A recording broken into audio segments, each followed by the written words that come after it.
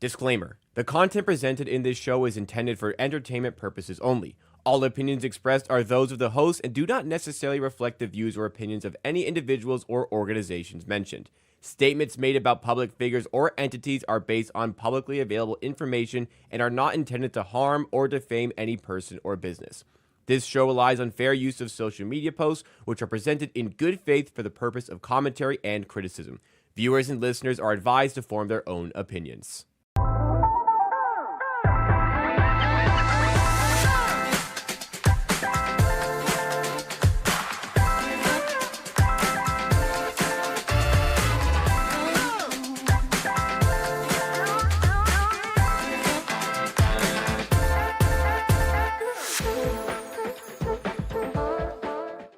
What's happening, everybody? What better way to get you through your Monday than with your Monday edition of Circle Back live here on the Circles Off channel. This is the Hammer's educational, lifestyle, entertainment content division, and the Hammer Bet Network is where we do all the betting content here. We have the CEO joining us today, Rob Pizzola, professional sports bettor as well. We have Kirk Evans, seasoned basketball bettor, and on the left we have Geoff Fienberg.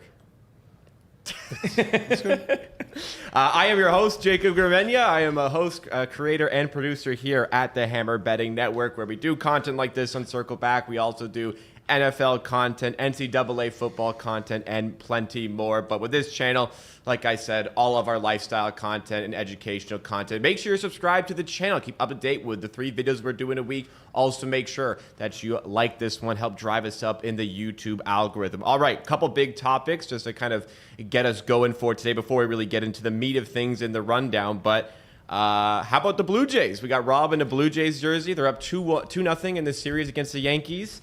I'm not, counting my chickens yet, but they're up 2-0. It feels good. How you feeling, Rob? I'm feeling good as well. 2-zip, got roughly, historically speaking, about a 90% chance of winning the series. It's probably a little bit less because the Yankees and Blue Jays are fairly even teams. But playoff baseball, it hits. And when the home team scores a lot of runs, it hits even harder. And when the favorite player on the home team hits a grand slam, and you got to the catcher that everyone likes hitting home runs. It just, it's quite a vibe. I mean, I wasn't at the games. I know Geoff was this weekend, but even just watching at home, you the hair stands up on your arms in some of these situations. It's just nuts. I love playoffs in sports. The amount of pressure I feel, it's kind of why I love being a sports fan, and especially on weekends like this, where maybe the NFL. Certainly some talking points, but also not the greatest schedule or card, a lot of ugly games. It was elevated by having playoff baseball to watch as well. It's so much fun. Yeah. I was at Saturday's game. Okay. Obviously Sunday, Chargers, yeah, you had to watch that going shit on. show. A lot of shit. But I like just the most fun day. Started drinking at 1 for a 4 o'clock game, rolled into the house at 10. And just what a great day at the park with the pals. I always expect the worst. Yep. It almost just based on the teams I cheer for. So the second they hit a solo shot over that short porch and right this week, I'll be we're going to lose the series. Yeah. I mean, I think Toronto sports fans, if you were to go market by market across North America, I think there's optimistic fan bases in certain regions, Boston, for example, has such a history of winning recently. The fan base just kind of always expects the best, I find at least. Toronto is the complete opposite. It's very pessimistic. It's what's going to go wrong? And that's, from the years and years of the Leafs. But it's pretty incredible. Toronto's a great city in the summer. It still feels like summer here because the weather's been really good. I think that contributed. Last time the Jays had home games that I've been to in the playoffs was 2016. Dome's closed. It was a little bit colder. Doesn't really have the same vibe, but yeah, it was for me, Kirk. I mean, I just really enjoyed this weekend. City's buzzing. I live right next to the Rogers Center. I heard "Let's Go Blue Jays" chants 45 minutes, an hour after the game. It's starting to feel like a little Raptors vibes to me. Similar-ish story to me. I will just say that we will, if the Jays are lucky enough to win, it doesn't matter who they play. the 51st state is going to invade. Seattle, invasion. Yep. Detroit, an invasion. Yep. These are two border cities. As pessimistic as I am, I'll be going to, we're loading up the car. I don't know if it's Not to Vancouver, but to well, no, Detroit. of course, but that happens during the regular season, so you can only imagine what it would be like during the playoffs if those happen. But I can't tell if it's friends of mine that are other sports bettors that are like blowing smoke up my ass. But most of the people that I converse with regularly, whose teams aren't in the mix now, are all just cheering for the. I'm talking about Americans. Well, they want you to beat the Yankees. Yeah, cheering for the everyone hates Jays. the Yankees. I think guess that's a everyone hates it. Yankee And thing. we're a very likable team. It's a likable group to baseball fans. Yeah. And I think we're like a fart in the wind if we win the World Series. They don't know anyone who's going to brag to them. Sure. So it's Good just point. sure, just if it's not going to be me, let it be those Canadians or I don't know, but I think the Yankees, everyone sort of galvanizes behind the not big baseball market team playing the Yankees. Fair. Even though I we're a do the high same. payroll team, we're Yeah. not like we don't get the baseball market reps. Yes, totally agree. Important to remember, though, I saw a lot of Jays fans pre-celebrating yesterday during the game. It's 2-0 this series. The Jays still have to win this series. I don't want fans getting too far ahead of themselves because, like you said, other fan bases can expect the best, but we always expect the worst, and oftentimes I do as well. Well, Jacob, you might recall years ago, the Leafs were playing the Tampa Bay Lightning in a series. Leafs won Game 1 in Toronto. And in Game 2, Yeah. Johnny, who previously appeared on this channel, tried to bring a broom into the arena. we got it. We did get it in the arena. It got confiscated once it got in. And then, actually, funny enough, we actually saw a custodial person using the broom to sweep afterwards because it was such a good broom. But we proceeded to lose that game. You bring that up. and the series. I'd have if I was going to a game with someone at Game 2 bringing a broom, I'd have snapped it over my leg when he thought it was in the trunk and tossed it, and it was never coming with us. The Leafs That's how it goes. They played such a good Game 1. Who City cares? was so confident. I'll never forget the Game 1. Wayne Simmons took a 5-minute penalty in the 1st You're minute. literally telling like an old poker story. Oh, right 100%. 100%. But it was amazing. Okay. And I certainly felt some shame being next to the guy bringing in a broom. As I'm you not should. going to, Yeah. I was embarrassed. As but I you was, should. It's his I prerogative. wouldn't even be walking in a different gate. Well, we're all excited on a baseball standpoint. From a hockey standpoint, though, there was a little bit of hope that maybe Connor McDavid would sign for the Leafs at the end of the season. That is not going to happen. Connor McDavid, breaking news kind of right before we started. I had to stop these guys from talking about it because we had to go live, and I'm trying to do my job here, contrary to belief, and get us started on time. But Connor McDavid, 2 years, was a $12.5 million deal with the Edmonton Oilers. Makes me sick, Rob. A star taking a discount to stay with the team, and it never happens at Toronto, seemingly. What do you think? Yeah, I mean, listen, I always thought that I would joke with Oilers fans all the time. My best friend's an Oilers fan. I would joke like he's coming to Toronto and this and that. I never truly believed it. It's so hard for stars nowadays just to leave. They really don't want to do that and just deal with what's going to come with that from that fan base for the rest of their life. I will say it very much seems to me like a situation where he might leave down the road, where this is him taking the quote-unquote hometown discount, getting paid less than Leon Draisaitl to stick around and hopefully win a cup. So at some point he could say, I've brought my cup to the city and now I'm gone. Yes, the salary cap is going to go up over time and he's going to get a max contract at any point over the course of his career. But I don't know, that was my first reaction, was like, it's a good short-term deal. Edmonton's got to be really happy. It puts them in a really good situation for the next few years to win a cup. But I would say I would be pessimistic about his long-term in Edmonton at this point. I don't really care too much to have an opinion other than I don't even give a shit if he's a Leaf or not. Yeah. I'd actually think that'd be more annoing. Yeah. But you're not a hockey fan. You're not a Toronto hockey fan. Oh my God, you guys are so annoying. Yeah. And it's actually nice for Leafs fans, Leafs fans as Jays fans, to get to experience what it's like playing a fan base that's entitled Yeah. as they've gotten dealing with Yankee fans. Right. Yeah. So it's good you guys see what it's like playing with, But I've always been aware of that. so I don't give a not- shit. yeah. But yeah, it seems like he's taking it to the end of their like window. Yeah. And then he's going to play perfectly. Then he's going to go to another contending team for max money. He's going to try to build his legacy, but he's giving Edmonton their fucking window to try to win. So good for him. Yeah. Agreed. Whether he came to Toronto or not, I was just rooting for chaos, as I usually do. I just wanted him to leave Edmonton for the chaos. I didn't care what the market was going to be. I don't know why I think that way. I always have. But that was... I don't know, like him going to Dallas brings chaos. No, but- Yeah, but like, it- I what couldn't does that care mean? less if he leaves unless he comes to Toronto, and if he comes to Toronto, I'd be Yeah, so for me, it's almost like I see the news, and it's just disappointing that it's re-signing again, because it happens so often with the star players nowadays. You don't really see them move from city to city, which, yeah, I guess for some people, they don't give a shit. It gives the Leafs 2 years to be a great team and set a window to win. Yeah, I don't know that. I think the window might have closed already, but we'll see.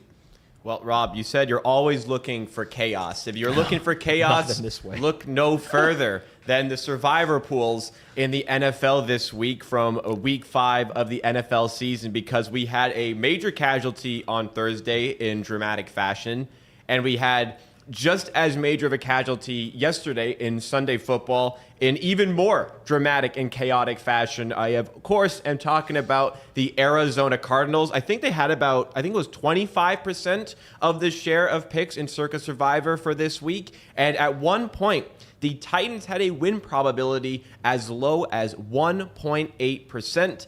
They end up coming back. I'm not sure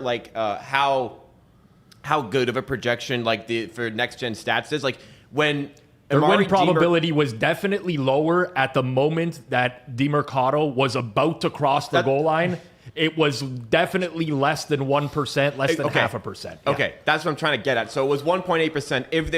If it could adjust by the second, it would have been far lower than I think 1% at the time.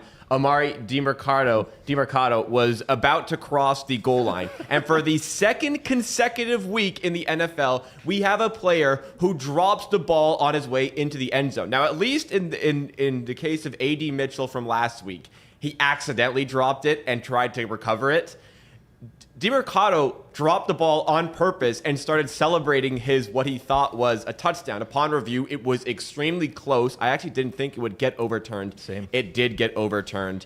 We have the first tweet here from Invictus Manio, says, another week, another dumbass TD thrown away on the goal line. And then we also had at NFL Frisella says, imagine being Amari DeMercado, playing football your whole life, work your ass off. You need James Conner and Trey Benson to both go down before you have any relevancy. And I will add, because I have him in 2 fantasy leagues, he didn't even fucking touch the ball like the entire game up until this point. I think he had like 1 touch. So even with 2 big injuries, what I'm trying to say is even with 2 big injuries, he still wasn't getting touches in this game until finally he did, broke away on his 72-yard run and threw the ball away before he even got to the end zone. I don't know. I don't imagine he's going to play next week. The A.D. Mitchell, I think, had no offensive snaps this week for the Colts after his drop in NFL Week 4. I feel bad. That seems undeserved. Yeah. You guys didn't see that? No, I did not. Sorry, No I offensive don't do snaps. all the homework. Who was Rob? Who was the Colts wide receiver that took his spot? He had a good game. Doolin. Yeah, Ashton Doolin came in, took his reps, and had a great game. So I imagine that's going to continue. I always look for these sorts of posts, the tickets for DeMercado parlays. At Tom Lark 69 says, count your fucking days, because he had a boosted 5-leg parlay on anytime touchdowns. I don't see the 5th player in the screenshot, granted, and the account balance says 0, unfortunately. But it's up at the top, all the touchdown scores. But you know what? China would basically say, you know what? This happens every day of the week. Tom Larkin, just get up and keep moving. Sorry, I'll go. I had the China tweet queued up here. We made fun of him last week because China said this is something that happens every week, and we say no, it doesn't. Something like this happens once a season. Well, it happened in 2 consecutive weeks. So I was going to ask, does China have a point here? He gets a point. Like, if we're keeping score, Yeah. I believe he's trailing in the game, but it's like bing, bing, bing. Like He's just the Titans scored. mounting a comeback He just right like now. Tony Reale hits the button for him because he just got a lot of points if we're playing a long range game here, that was incredible. I didn't see that parlay. I assume it's just a wreck that has to suck. Yeah, for sure. People had it. Had lost. As we were going through those slides, it became more and more apparent to me that this was entirely my fault that the Arizona Cardinals lost this game. I had them in Survivor. I'm now completely out of Survivor. When China posted, it happens every week, I ruthlessly made fun of him in private and in public. And then it happened the next week to eliminate me from Survivor. I hadn't put the pieces together, but hand up, that's on me. What a fucking... Can we have you record a segment on me being a terrible bettor or what? Just do something like that. The craziest thing is, for an ultra rare play, it wasn't even the rarest crazy thing. There was even a rarer play. So it was just a... The craziest part is I don't even know which play you're referencing because there were two plays that were debated. The interception that resulted in a fumble that got kicked into the end zone. Or that was Kyler getting injured, getting the football in his face. Oh, I forgot about that. And then going out injured. Which also looked like a false start to me on the replay. That should have maybe have been blown dead.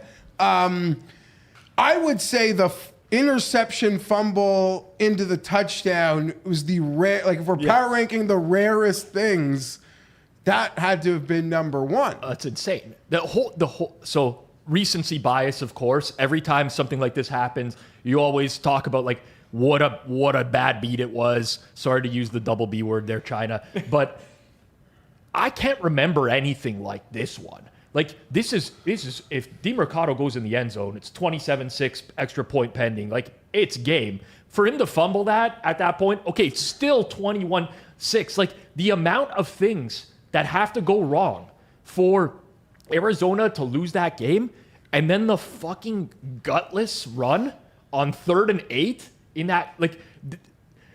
As soon as they punted that ball back, I think everyone that had Cardinals Survivor... By the way, I'm down to 1 left in Survivor. I lost 5 on Rams and 2 on Cardinals this week. I feel good. But yeah, exactly. But like punting the ball back, everyone who has Cardinals Survivors also thinking the same thing, that they're going to lose the game. And just I cannot believe we got as well on that drive, like to potentially ice the game. It was just such cowardly play calling to begin with there. Yeah. I don't know if we're having a more minor extended conversation about Survivor, but I'm actually going to give China like a half flowers here. And Kirk might really object, which is fair. I believe in the context of like a bet, bad beat. In the context of like Survivor in the first week of October, like, yes, it's a tough loss, but it's not like a bad... Like, even the Rams wasn't as crazy, but it's like a 4-game parlay of stupid that you have to do as a team within the game to do. And it's like first quarter, first leg, they did it. Second quarter, they hit their second leg. Like, and you're like, by the time it's in the third quarter and they're still hitting legs of the stupid parlay, you're fearing it. Like, in the context of Survivor, which I don't think is China's point at all, I actually agree. There's kind of like... At this point in the Survivor season, I don't think there's any bad beats. I actually agree with you because especially Survivor, you're picking like a 10-point favorite. Every loss is a bad beat. Exactly. You're just going to feel like shit whenever you go out. It's October. Like, yeah, I agree. I don't think it's like actually a bad beat. I agree. We talked Survivor in like one of the first shows we ever did, I think, because Plus EV Analytics was like opposed to Survivor pools. And the challenge with Survivor is that you are very likely at one point in the season to experience a lot of grief in 1 week. You're going to lose multiple entries if you're in multiple.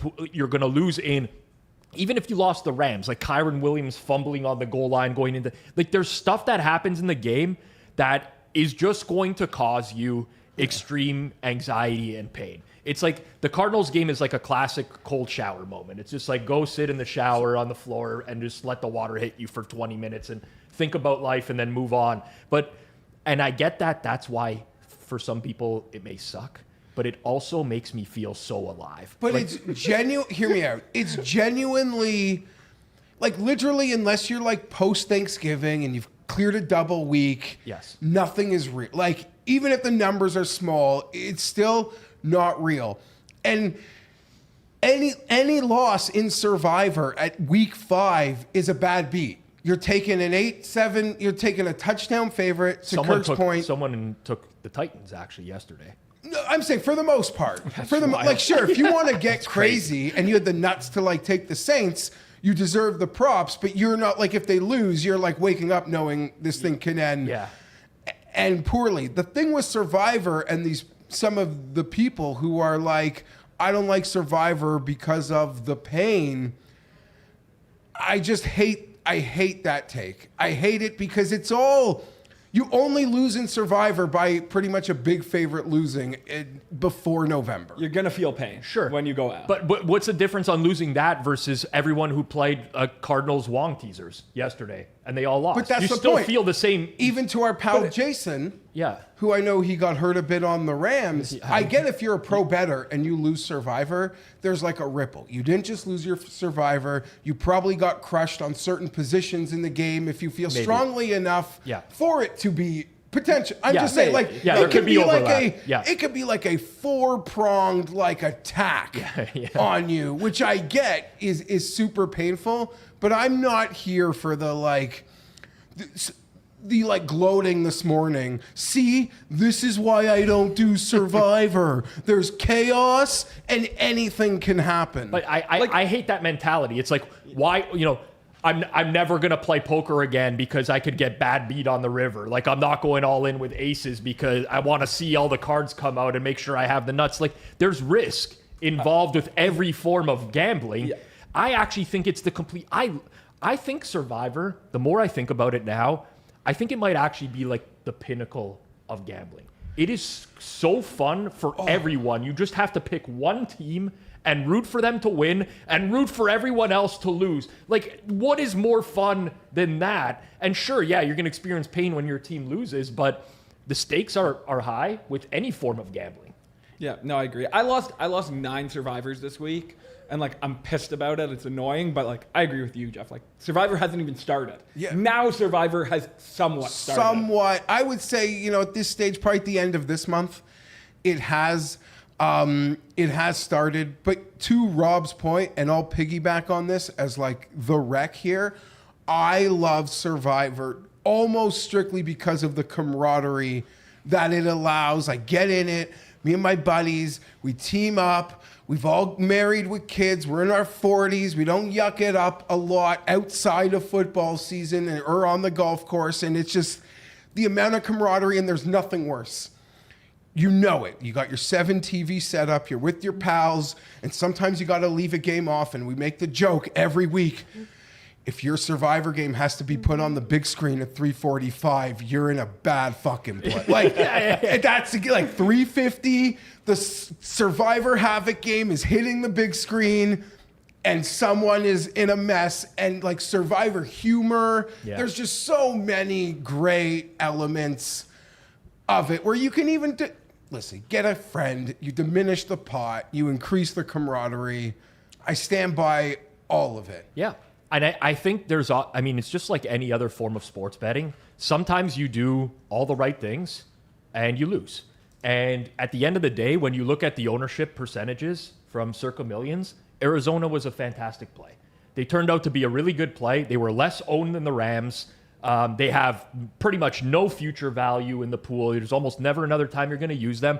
Ended up being like the right move for a lot of people, and it just didn't work out. It's no different than beating the closing line sometimes by 3-4 points in the NFL. The play loses. You did your job. You got fucked. Welcome to betting.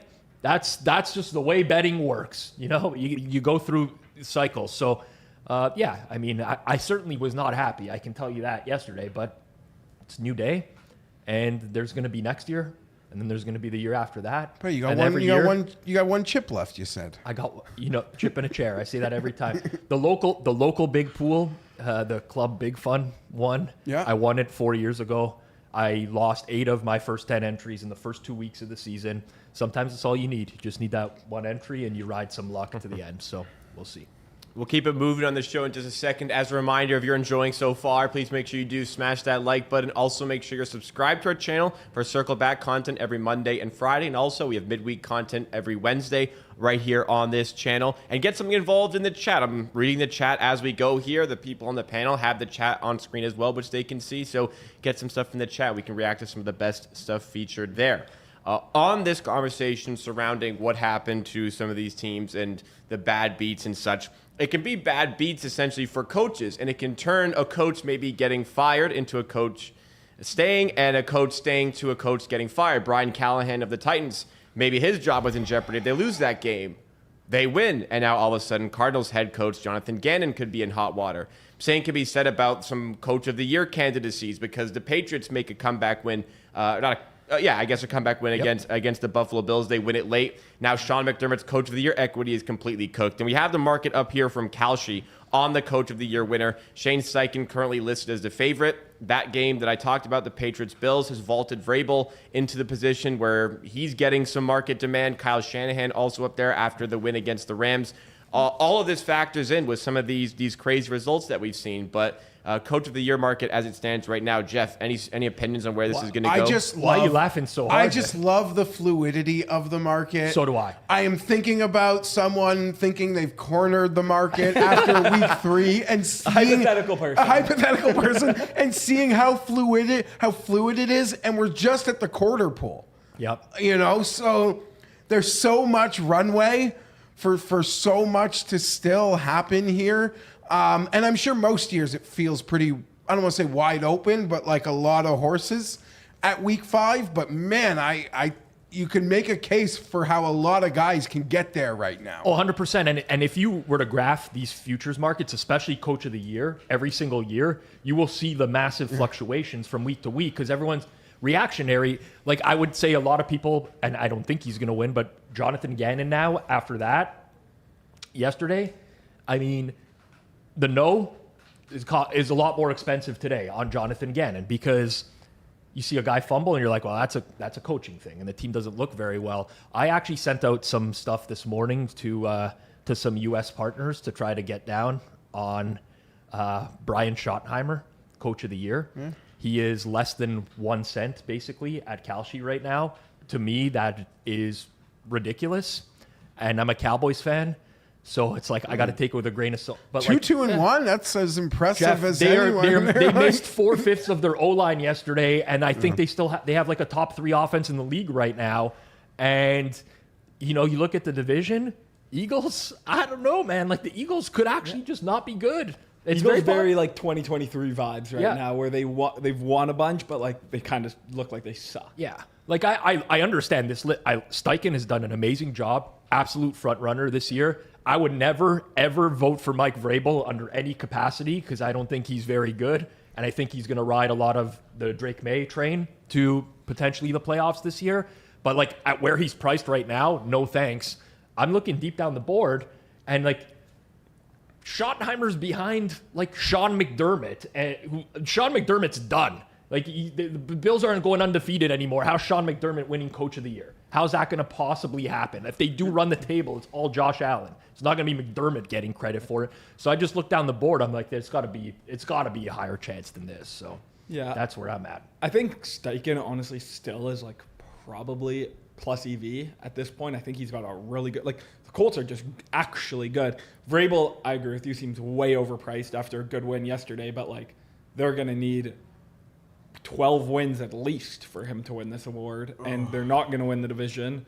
And I think people price in early season injuries too much in these awards. Like no one really remembers in week 4 that there was an injury. It's worth like how awesome the amazing thing Kyle Shanahan did last Thursday in coaching up that troop with the red on that report. Yeah.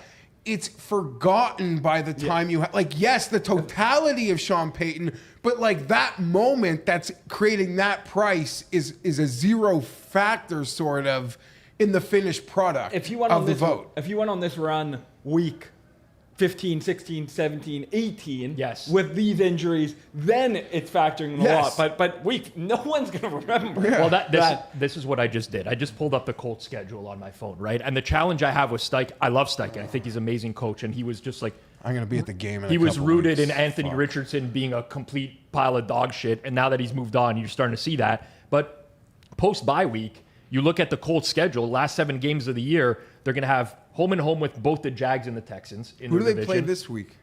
Colts play the Cardinals this week. They're home to the Cardinals. But they're at Chiefs, at Seahawks, home to 49ers late in the year. That's going to be a tough schedule for them down the stretch. That would be my concern with buying Steichen at this point is so much of these awards are like, how do you end the season? And if the Colts win the division, but they end poorly, I could see him not getting it. Yeah, I think 12 wins, he's very live for this. Division, he's already live. And it seems like that's Yeah, and they were in great shape for the division. decent opportunity. We'll see how the Jags look tonight against the Chiefs. I'm going to watch him put a 50 burger up on the Chargers in 2 weeks. So. By the way, if we cut clips from Geoff like 3 weeks ago relative to now, 3 weeks ago, it was like the birth of a child. Now it's like a funeral. He was always basically. reserved. Jason you tried guys to get put him a little to- air in my tires. The one day that George came in here and said he was betting Herbert I for told him MVP. to fuck off. I Yes. don't like that. Get out of here. Yeah. That's what I mean.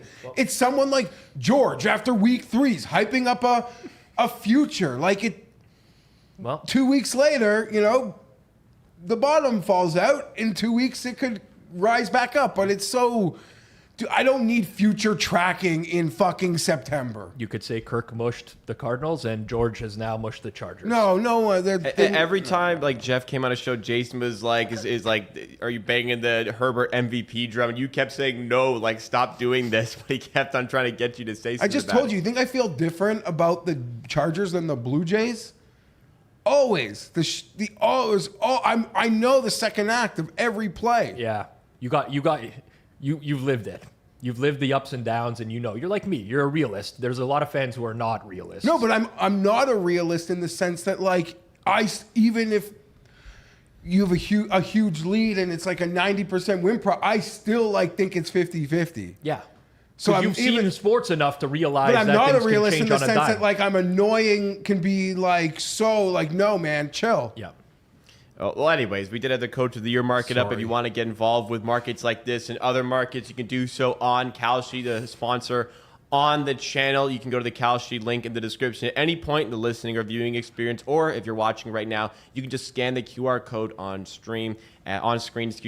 Get involved with these great markets, and also you're supporting the show at the same time. I think that is a win-win. Now, before we go to our next topic and we kind of switch gears, let's hear from CEO Rob Pizzola and what we have coming up today at the Hammer Betting Network. Yeah, Mondays are always jam-packed. If you don't know, before this, we have a show called Hammer Daily. You can tune into that every Monday, but it's a really good guest list every week. It's Corby Craig, Flupp, and Judah. A lot of college football recap, NFL recap, Monday Night Football talk. But coming up, 5 p.m. Eastern time today, hit the books. Joey Knish, Brad Powers. I don't even really bet college football. I tune in every week, partially because I want to see what they're saying about me, because they're always throwing some jabs, so I'll be honest about that. But it's also a very highly entertaining show. Check that out over on Hit the Books YouTube channel. If you can't catch it live, you can catch it in podcast form afterwards as well. Tonight, right here on, not right here, we're on Circles Off channel. On the Forward Progress channel, we got a live watch along of Chiefs and Jags. If you've never been to one of those before or tuned into them, they're pretty fun. Geoff rolls in for a lot of those. Considering about coming. Coming into studio, Yeah. we can make it happen. If you want to be I don't know here, if you need. I don't know. if you want to be here, you can be here. It's totally up to you. Put on a headset. You just got to deal with Jason is the real problem, as we all do. But tune in tonight, 8 p.m. Eastern time. We're going I'll live. mush you guys. I feel like because you're crushing it. Yeah, you know what? It's You guys- okay. I actually kind of like that because the regression is going to come for this show real soon. Just not going to be able to hit bets at the pace that we've been hitting. And by you being there, I have an excuse. It sets up where I can come, and I'm actually incredibly fascinated by the game. So am I. Like I love I'm when very like much looking forward to it. I enjoy when the league puts like a preeminent team against like a random team in prime time. Yeah. I enjoy when the league does that. Yeah, I agree. I think this makes up for this situation, I think, is the most intriguing game. Better team on the road, like field goal type of point spread. I think those always make for good football games.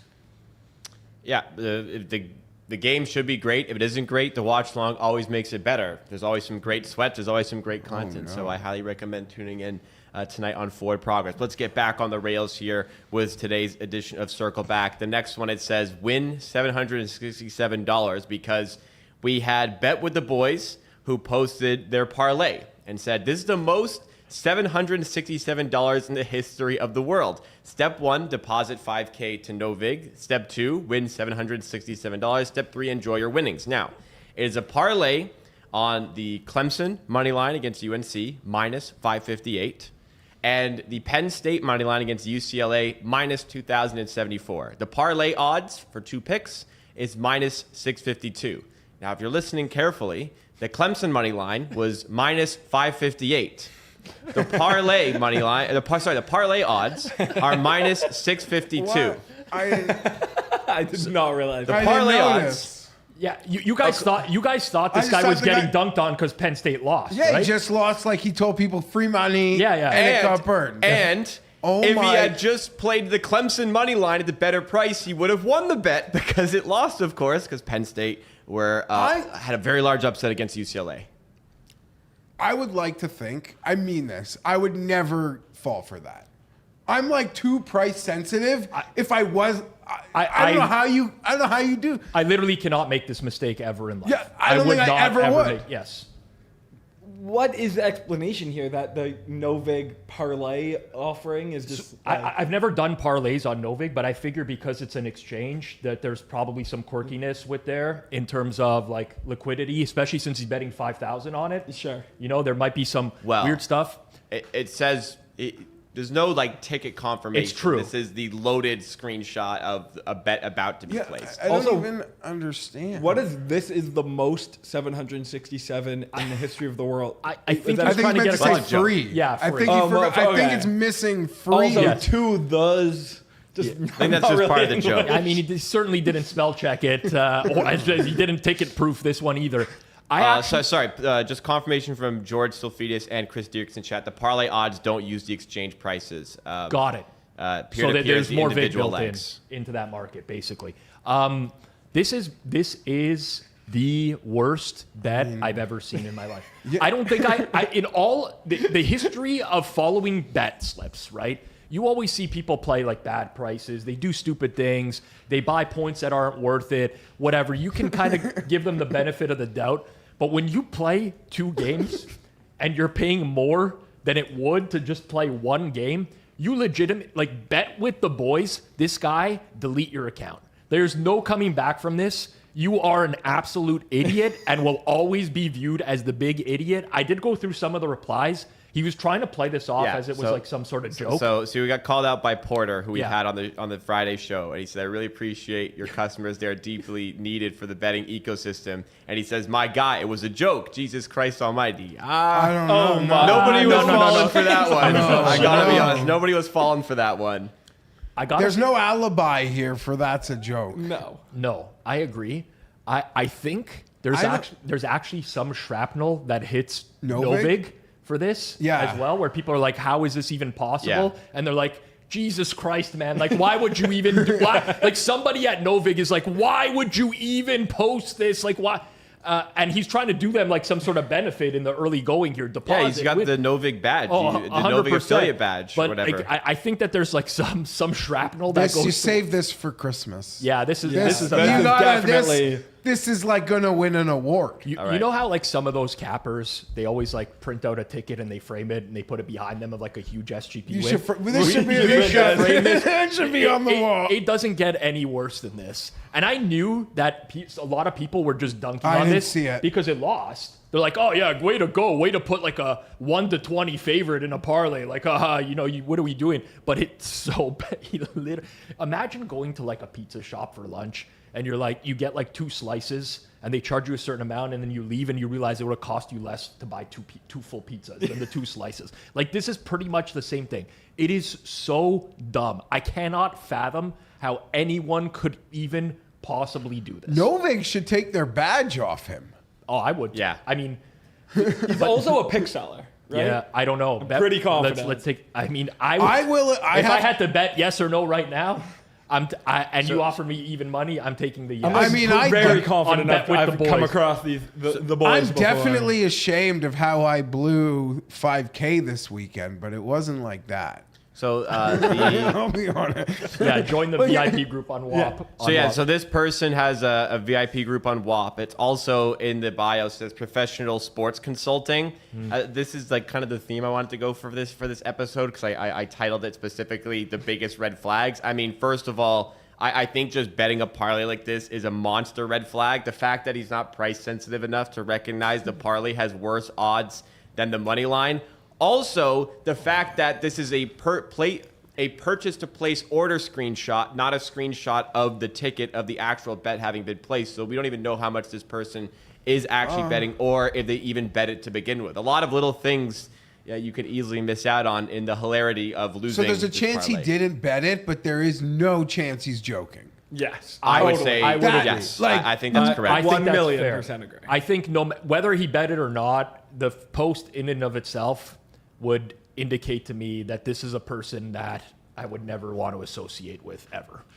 Absolutely, positively agree with that. We're going to move into the next topic posted by Raheem Palmer, who said, I'm not immune to this, but from years of doing this, it's clear NFL sharps get lost in the weeds. It's like you dig into the numbers so much that you lose common sense. You end up with Jets plus 2.5 or Titans during the Brian Callahan era, thinking you got value. Meanwhile, they just suck. Sometimes teams, players, coaches just suck, and that's literally the handicap. Rob, I know you were on the Jets against the Cowboys. They got destroyed, and you originate NFL. Do you ever feel like this, or do you think this is a bad take? Okay, so first I just want to say I want to separate the person from the take. I met Raheem at Bet Bash. We talked for a bunch. I have no issues with him. I don't like this tweet, first and foremost. Jets, honestly, even though they never really had a chance, it's kind of easy to swallow when you bet 2.5 and they close a favorite. Like, I know some people don't think about it that way. Those are not the ones I lose sleep over, personally. Some people do. Which, just as an example, like which ones? Like when the market doesn't, when you don't get a good price and your team gets smoked, to me, that's a very, very bad bet. Like, those are the ones where I'm like... It'd be like releasing the Ravens against the Texans this week. Even though the game is closer, you feel like you don't know what you're doing more in the latter case. I'm a big believer in the market efficiency of a market over time. I know Kirk is as well. It's kind of how he approaches NBA betting. I want to get good prices. I obviously want to win, but I think the best way to win in the long run is to get good prices. So, whatever. I mean, a lot of people that win at betting saw the same things I did prior to the game, which led the Jets to flipping as a favorite. They got smoked, fine. But for this particular tweet, right, I know he tweeted this in the 1 o'clock slate, but in the 4 o'clock slate, the late window, the Titans are a really shit team. And they got sharp support for the entire week, and they covered and won. Yeah, they won outright. You look at Sunday Night Crazy Football. fact, they did like win. the Patriots are big underdogs. They covered and they won outright. Like you can't just pick one game. Of course, bad teams are going to have games where they get blown out at wire to wire and they don't look like they're in it. And you can say, well, this is a terrible pick, right? But you got to look at the other side of it too. Like the spread is the great equalizer here. We're not just betting on who's going to win and who's going to lose. I guarantee you, if you just go every single week and bet the best teams in football, you're not going to win in the long run. Like that's not a path to success. So I really didn't like this tweet because, there's lots of instances where the Jets are going to cover this year, and you just got to play your numbers at the end of the day. If you're going to make a number on the game, you might as well play it. Yeah, this is obviously revisionist history. Okay, if you know the Jets suck, there's millions of dollars of liquidity right before the game that you can bet. NFL sides is just such a different beast of most things right at post you can get a lot of money on. NFL you can get unlimited money on. So just to be oh, this team sucks, I knew it. Sharps are dumb for betting it. Okay, if you knew that, I hope you bet it, and I hope you're making a lot of money, but you're probably not if you are betting against the close in the NFL. Geoff, if we just back it up, when he says it's clear NFL sharps get lost in the weeds, what makes someone a sharp? Yeah, they're numbers. that they win. No, that's what makes them a sharp. So in the long run, you would, if they are able to move a number and the market and the sports book is respecting them, it's pretty clear that they're a winner. And there's it was polarizing this week because of like the Rams. I guess that was more injury related, but it moved 5 points. Sure. This game moved a lot. Yep. So they happened sort of like in succession, taking the L's outright. Yeah. But I would say, and I'm not like nearly as versed in like conversations with pros or just have it being a fly on the wall when pros are talking.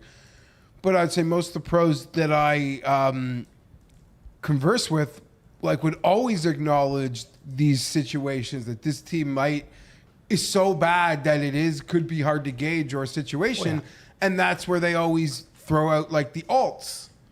Yeah, or Right? like where there's a wider range of outcomes. That there is like this quarterback is so bad that this thing can go different ways, where like alts are a big part of conversations when these are also potential theories. Yeah, so I like, if you're just going to break it down sentence by sentence, when he says like sometimes teams, players, coaches just suck, and that's literally the handicap. It's not like you're not handicapping that. Like when I'm making a number on a Titans game, I'm very aware that they suck and most of their players suck and that their head coach sucks.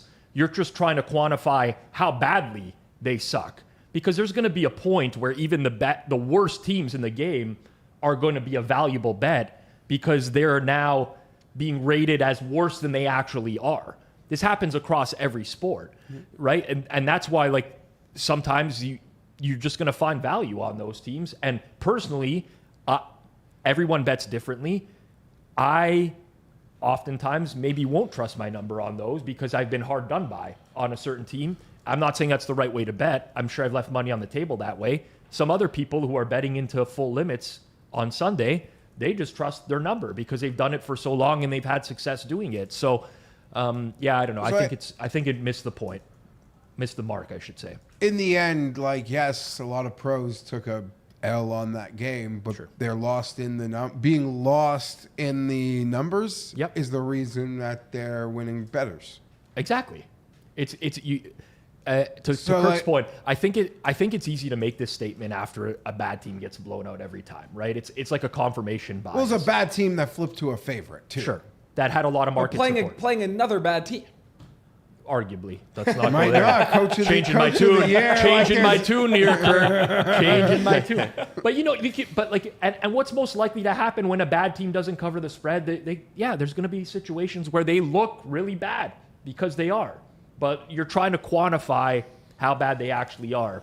And in some instances, you bet them because you think the market has them rated too poorly, right? Like, think about the Saints to start the year and how low they were in the market. You don't just fade the Saints every week. At some point, you realize the market is actually making these guys too bad. They're better than their -7 power rating indicates. They're better than this, and you bet on them. Saints steamed from underdogs to favorites this week, covered pretty easily. No one talks about that because it was another bad team they played. The Saints showed early in the year that they can, like, hang with teams in their tier. Yeah. Like, they can play a football game against teams in their tier. But when you saw where they were with the teams that they were ranked with at that point in the year, like if I go back to week 2 power rankings, for example, and I showed you how the market ranked these teams, you would probably say the Saints are way better than these teams. But they were lumped in with teams like the Titans. The Saints are better than the Titans. Somebody who quickly identified that they're better than the Titans, they shouldn't be ranked this way, they bet them. And that's what happens. Like, anyways, I've said my piece on that, but I think at the end of the day, shit teams are shit teams. Sure, it doesn't mean you can't bet them. We'll move into our next topic, which comes from Ben Kurt, who said, Oh, fuck this guy. well, he quoted a tweet from Ian Rappaport because Rappaport said, Vikings wide receiver Jordan Addison did not play in the first quarter because of a coach's decision. He's now on the field. This was for the London game, and ended up catching the game-winning touchdown in the fourth quarter. But coach's decision did not play in the first quarter. Kurt Benkert says you should 100% have to disclose that with all the gambling that the NFL promotes. Kirk, I wanted your thoughts on this. Do you think that a team should disclose when they are and are not going to play a player? Yeah, so when I saw that this was in the slides, I had the same reaction as you, like, fuck this guy, I think he's really annoying. But Before you go on, I used to love Kurt Benkert when I only knew him as a YouTube personality. I used to watch this guy play Madden. yeah, him playing Madden Dissect is cool. the defenses at the line. Yes, agreed. They're going to do this and that. I used to fucking eat that up. The minute that this guy started tweeting about sports betting, it lost all of that for me. I agree with you. Him playing Madden is actually really cool to Yeah. watch. But he's totally right. I think 100% that they should have to disclose this. That NFL has totally leaned into betting, like every other sports league.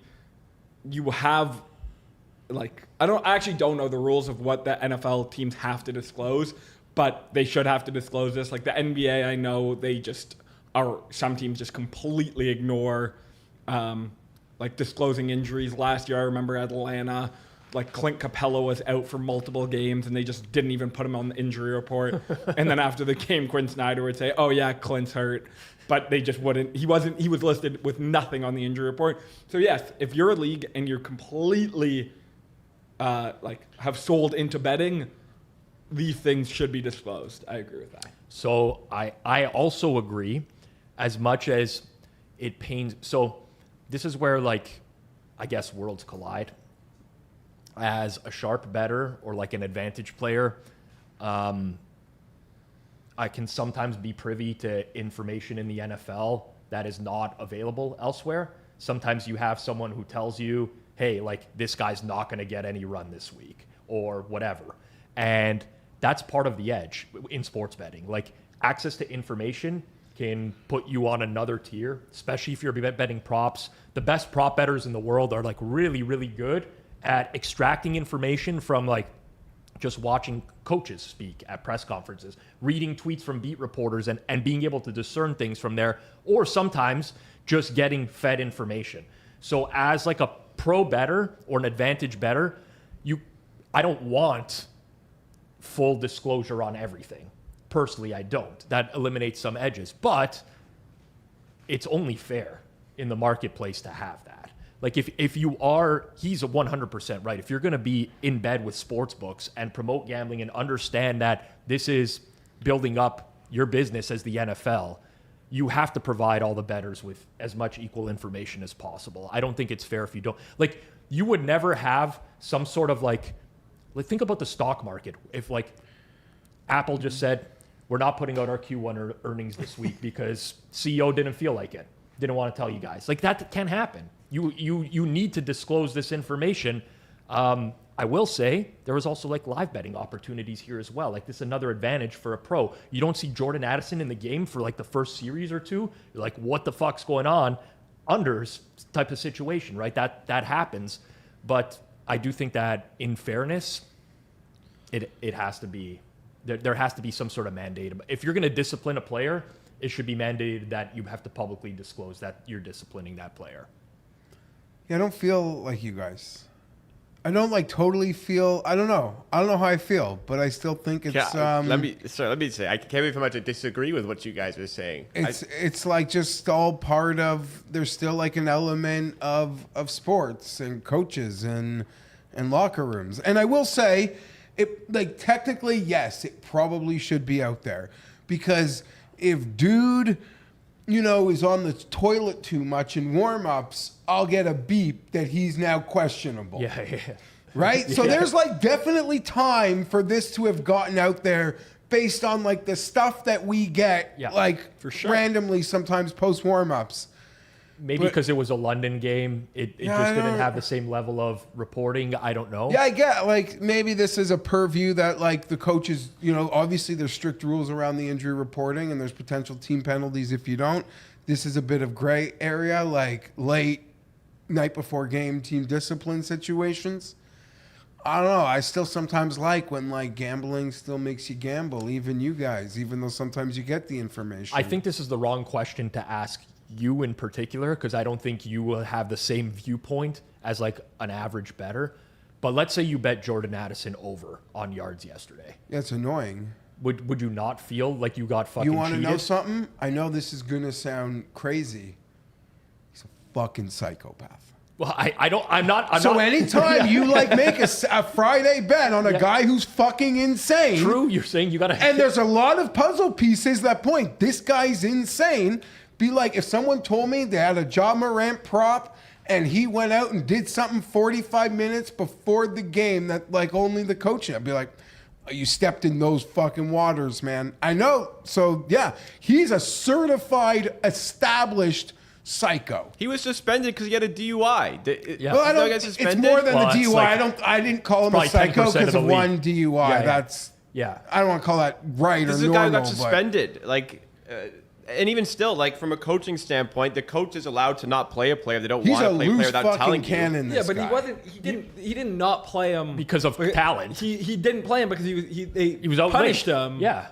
Yeah, He was I out just late. think that's something that should like if a coach. It's to me. I'm it's trying the to win same a as game. I'm not injury telling the report. other team that one of my top wide receivers isn't going to play. Yeah, that's what I mean. Like, It's but still why the don't they guys- just not I- disclose anything on the I injury get report? No, that. because there's, like I mentioned, they have to as it pertains to injuries. This is a gray area where there's like a level of gamesmanship that I don't need to notify my opponent. Yes. So In I'm this, with you. and the league might have to, in the same way, the league should tighten around a owner broadcasting games. They should tighten around the gray area around how coaches can use team discipline in not espionage, but sort of under the radar. So I'm not saying this is a KOC thing. Like Kevin O'Connell did nothing wrong. There's no rules against it. I'm saying from a league-wide level, they should standardize this a little bit more. I would feel very But then, different. like, when do I have to announce it? When do I know? Well, there Like, should just when be a do I rule know? in place. The guy's late for the game. At what point do you have to know? At what point am I making the decision that he's not going to play? Sure. Maybe like there's a circumstance that like his child was sick. Like he was at the. Like I'm just saying, a lot of things. I know, like in today's age with cell phones, it's not like it was in a time before where like if a guy's late, he's like just truly AWOL and Yeah. you're.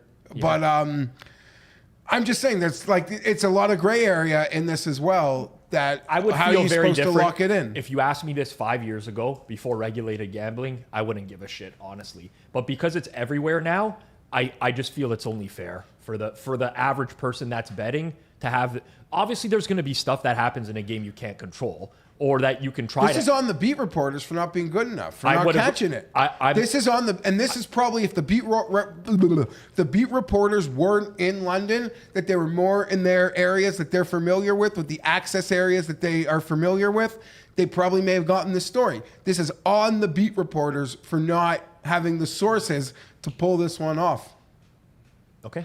I mean, we haven't had a good disagreement in a long time. I don't like fully disagree. I'm just not as hardened I as fully you about disagree. it. I fully disagree. Like you're saying, if someone had an over, like they'd feel like shit. Like yeah, like if a player got injured in the first quarter, I'd feel like shit too. I could also Yeah, but be injuries under. are part of the game. Yeah, Like that- exactly. He didn't get injured during the game.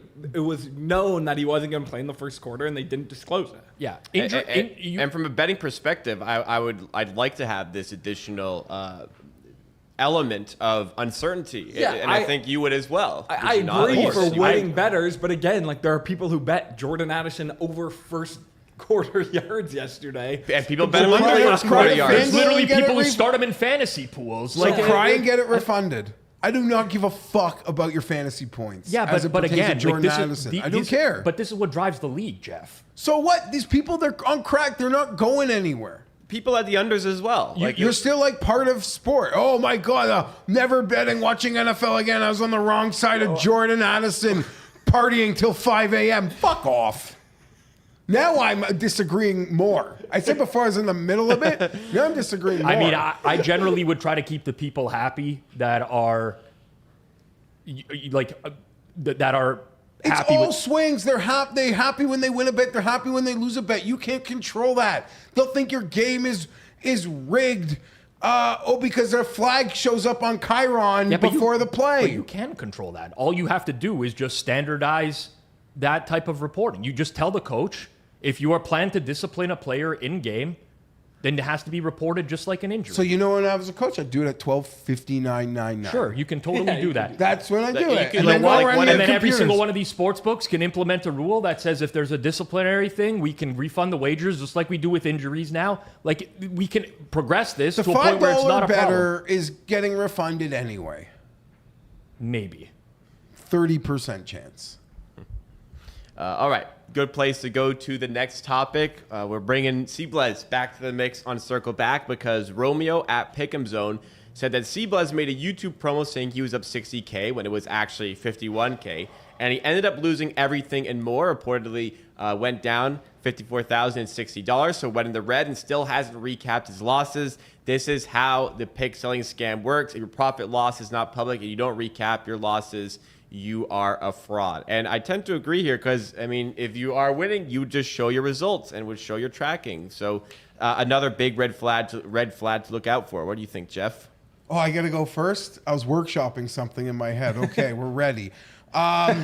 That piece of shit, Bill Burr, went, morality, thinks he's like the smartest, most morale person in the world, went to Saudi, took the bag to do a comedy festival. I'm not going to tell you this, but I quite like Bill Burr. You're sure. But next I like time, his comedy. I mean, next time he preaches or has the moral high ground on other things, he's lost that, right? So, things happen. I'm not going to do that to Blez. I'm just saying there's an opportunity. I'll be my own Bill Burr right here. Blez, he's got his big Blue Jays future. Yes. I saw what he did for the Pacers in the finals. If he needs a +1, I'm here, buddy. I'm ready to go. We'll have a great time. Me and Blez at the ball game. That's not what I did not expected. know he has Jay's future either. Neither did I. I actually forgot, till I saw this in the rundown, I forgot that Seablez existed. It feels like he's kind of either... come on. No, but I'm serious. I don't see the stuff anymore. It's I think from an algorithm perspective, you scroll past something so many times and don't click it or whatever, they just stop serving you the stuff. I don't get any Seablez stuff anymore. I forgot that he was here, with the exception of this morning, I woke up and I saw a tweet from I think it was Covers Van Zach, the guy that was arguing with China, where he posted 3 people all doing the fake reaction. I did see that. Which is like the new cancer in the space now of people watching back games, knowing exactly what happened, but doing fake reactions to them. I'd rather watch, and I say this as someone who's down on George at the moment. Yeah. I'd rather watch 5 minutes of George than the reaction videos. That is the most predetermined reaction video is the most current nut-low form of sports gambling content. Well, there was one a few weeks back, and we're a little bit off the topic, but there's I think his name's Gavin McHugh. You know who I'm talking about? You've seen that guy before? It sounds familiar. It was the game where the Eagles completely backdoored the Rams on the block kick return for the touchdown, and he's doing a reaction video to that. But he's got the Eagles to cover that spread, and he's trying to blow the kick wide, which would not cover the spread if the kick missed. He's cheering Eagles -3.5. He's probably he can't even react properly to a fake bet. These guys are out to lunch at this point, completely out to lunch. So is this a real time or a fake? It's a fake. I was going to say probably at Eagles money line also. That's -3.5. It's posted on the video afterwards. Anyways, with regards to this stuff, it's so rampant now that you're selling picks. You have to market yourself. Well, how do you market yourself? Guess what? You're not going to post about losses. You go 1 and 2 in a day. What does everybody do nowadays? They don't post a video about the 2 losses. They post a video where they look good and they won. This is a business that is built off of marketing, plain and simple. And transparency, unfortunately, doesn't sell. It's much easier to dupe someone into believing you're a winner than to be transparent as a fucking loser and get pick sales. So it's these guys, I'm sure they do well. People, they'll sub. I have just, for the life of me, cannot fathom somebody staying with a service that just keeps losing and kicking them in the nuts. It's Darwin's theory. It's survival of the fittest. If you can't figure it out, yes, that there's just not the person to be betting with. How do you pay him a second time? Any of these people. So there's certainly incredible churn. I get how they can buy in. There's just so much churn. There's so much, but also that's why they market so hard. No matter how bad you are, even if you flip the coins, I would like to know who the longest sub to I don't Steve Lester. like who's a long-standing Who's God. subbed to Fez for the last 12 years? Is Yeah, what like you want to know. who's the gold watch subscriber of you've hit your 10th anniversary. There's this one guy. And I'm not singling out any of these guys that run their shtick. There's this one guy that tracks. He bought wager talk packages for a long time, and he was getting killed. And now he continues to buy every single person's package just to transparently track all their records on a monthly basis. Well- and like that is a level of commitment. But What did I say? I wanted to well, you said like fundraise to just burn the touts. well, like people I know you're talking donate. about Yeah, sending someone to the boot camp. Donate so someone People tracks. donate so that like you buy and you expose. It's honestly though, the more and more that I think single out individual people, I think it does. I think Porter has a point where it just does bring attention to these people regardless. And even if everyone that already knows these people are running some sort of grift, they know. But like some person might find them and be like, well, let's see if this is like really real. Who's right here? Who's wrong? They track a guy who goes 4-1. They're like, oh, you're an idiot. You know, I look at our YouTube comments on this channel when I do like an educational video.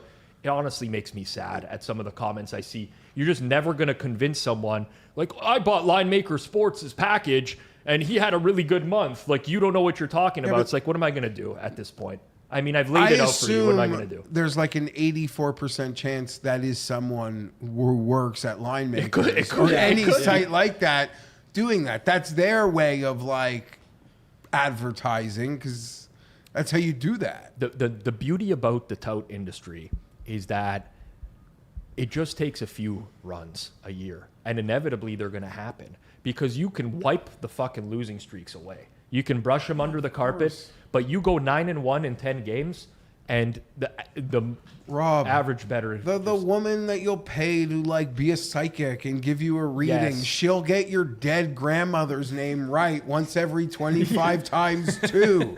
I'm not, Like it's the same. Like a she'll good just comparison. she's gonna hit someone. She's gonna hit the name. someone's wrong. here in the room. Their name might start with a vowel. It's like, oh, my mother's name started with an E. You know, it's like fucking crazy, man.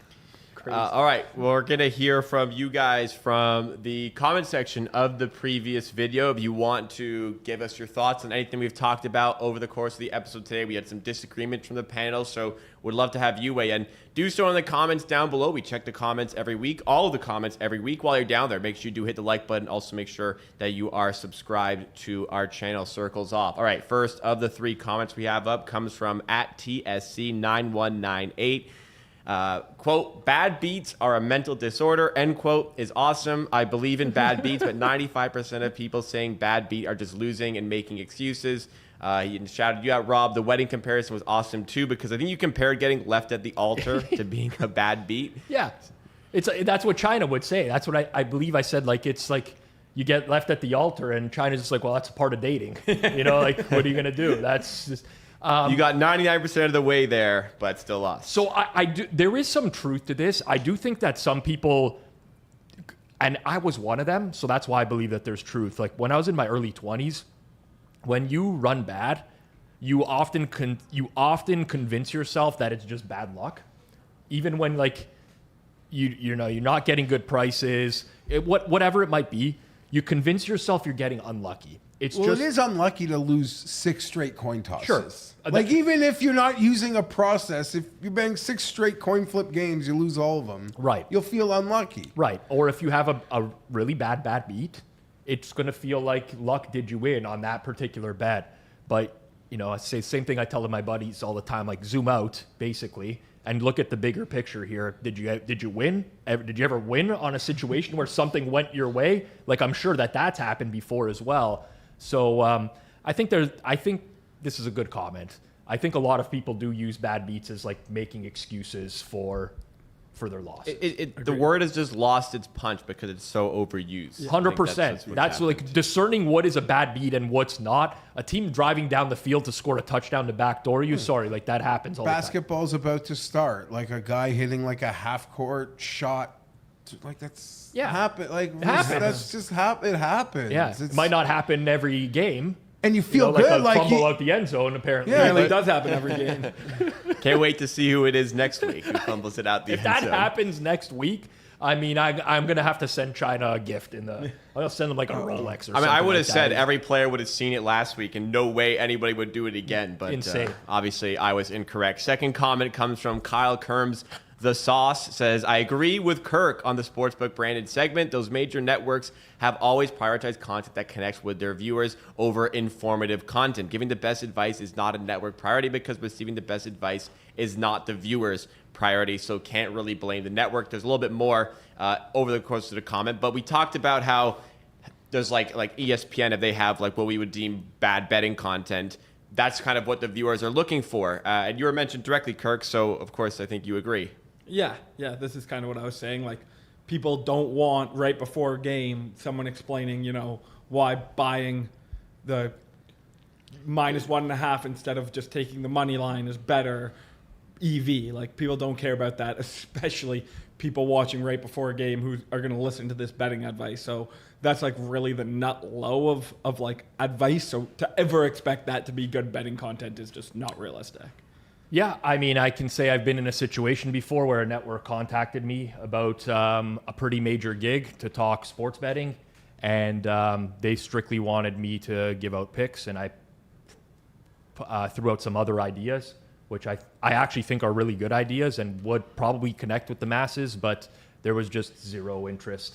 Stuff like if you were doing a hockey game and let's say a goalie was out or a star player, Austin Matthews or something like that, talking about how the market has moved in terms of probability, things of that nature. I don't know. I find that interesting. I could be in the vast minority. Probably am in the vast minority. But I think there's probably a happy medium at some point. We're nowhere near that point yet. It's a good comment. I don't think you can just excuse the network because that's what the viewers want. You can kind of shift what the viewer wants with the content that you put out there. I don't disagree, but like we're actually at like baseline 0 of like that's true. of good betting content. So like it's like asking for the worst betting content to be better when like even like the ESPNs and the Athletic, most of their betting stuff sucks anyway. So like we're so far from there. Agreed. I think it's a good thought exercise for sure. I'm kind of like somewhere in the middle there. We'll keep things going to the last comment from Joseph Freda1165 says, we need a permanent fuck no soundbite from Geoff to use. And I'll say this first of all to the audience. I do have the ability to use soundbites with the hardware that we have here. If you have anything that you want featured on that soundboard, then let us know in the comments and I'll review it and pick some of the best ones to add on for future shows. But I also want to ask the people we have sitting here, any big ones in the past that you guys can think of that you want featured on this show? We have like the GRP. That's the best one. Are you fucking kidding me? When he lost his Baker bet. Yeah. Anything you guys, can you just think top of your head? Baker's the best. I don't know that we have anything that we use. At least I don't religiously. I don't have like a tagline or any. I think it's my tagline I tweeted, which is we wager actual dollars or we wager real dollars on these games whenever something crazy happens in the NFL. But I don't think I have like any sort of tagline that I could use. I guess we should be pulling from other people's content. Yeah, if anything, it'd be other people's like sayings. But I can't even think of something I'd want to make fun of. Like there's people I'd want to make fun of, but I can't even think of like their line. Like a line I have one that I think we should put on the soundboard, which is Zilbert saying, "How about that call?" Oh yeah. I think that's a good one. Like when you're proven correct, you can kind of hit the "How about that call."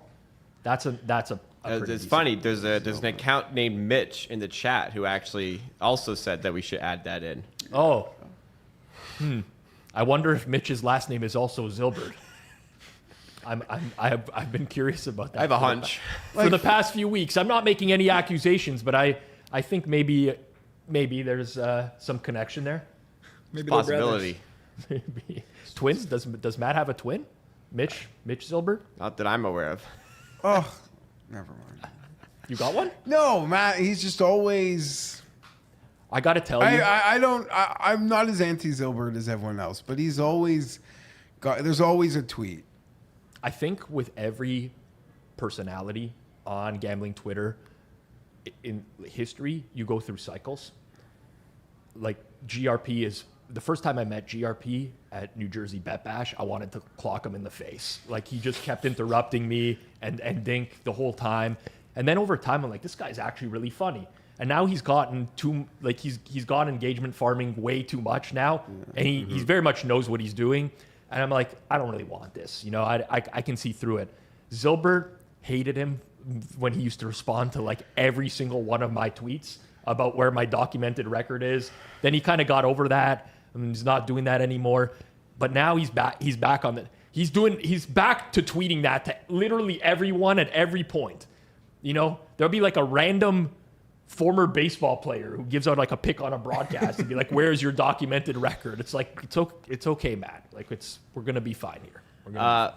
In the future on the channel, we do have some Q&As coming up. I know I said we were going to do that this week. Unfortunately, that has gotten delayed, which means that's the bad news. The good news is you have time to get in your questions. Rob, tell them how the viewers can do that. Yeah, so we had scheduled this out beforehand, but there was actually, I guess, an educational video that I wanted to record this week instead of doing the Q&A. So you have more times to get in your questions. You can respond down in the comments below. Email us, circlesoff@thehammer.bet, or you can go to our Discord, which is discord.gg/hammer. And there's a Circles Off Q&A channel. You can post any questions in there. Could be as complicated or as easy as you want. But myself and Kirk will sit down at some point and we'll go through as many as we possibly can and turn that into some video content. So we've done a bunch of these in the past before. Some people have reached out saying you should do them again. They've been like the most helpful thing that you've done across my betting journey. So I'm very happy to do them again, but just fire in your questions if you can. We're going to shift back towards the pick selling conversation, specifically the pick selling conversation we had on the Friday show, where we debated how closely related touts are to people who promote betting partnerships. And we kind of had some disagreements there. We also talked about if people are buying picks just for the camaraderie and the community that comes with it, or people just strictly looking for winning picks. Is there a bit of nuance with that discussion? Anyways, Brett Feinsod, at being Green Beans, quoted what was a conversation occurring between Covers Van Zach, who enjoyed this segment on the show. Thank you for that, Van Zach. And also Pips NBA, who used to do content with us on the Board YouTube channel, is going to be helping us do some content on the Hammer Daily this season. He says, basically, he just talked about the reasoning behind selling picks and why people sell picks, why they would not sell picks and get involved with betting partnerships. But NBA Green Beans, Brett Feinsod, says the hypocrisy in this space is absolutely insane. A lot of the people who blindly hate all touts, including this China guy, so China Maniac, don't realize they're actually touts themselves. They just tout through betting partnerships rather than subscription services. If you've ever given anyone a free roll deal, congrats, you're a pick buyer. Then we had some follow-ups. Rob, you got tagged in this by @the4majorsgolf. And then Mr. Peanut Butter replied to that and said, the hypocrisy in the financial industry is insane. A lot of people blindly hate anyone who runs a Ponzi scheme. They don't realize anyone else who manages capital is Ponzi scheming through investment gains. Warren Buffett is no different than Bernie Madoff. And Antonino DeRosa, who has a fantastic interview on this channel that I recommend checking out, says, do you think there is more winning touts or open for betting partnerships open for betting partnerships, DM, open who win at betting? And Pip said that I would say most touts are scammers while most of the betting partnerships are legit. So I think more betting partnerships by a mile. And there was an agreement there. Last thing, Back White Truck says, that China guy's the worst, nonstop bragging. And Brett Feinsod, rather ironically, tweets, one could say rather ironically tweets, he's the least self-aware tout on the internet. Now, I'm not sure if Brett Feinsod is the least self-aware tout on the internet, but I would say you could argue he's in the conversation. So interesting words coming from him. But on the conversation as a whole, Rob, what do you make?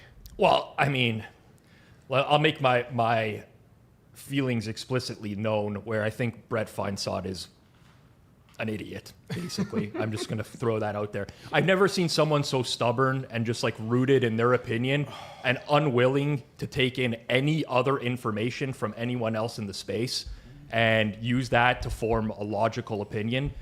The definition of the word tout, whether you want to use it as a verb or a noun, it's someone who's like aggressively selling something.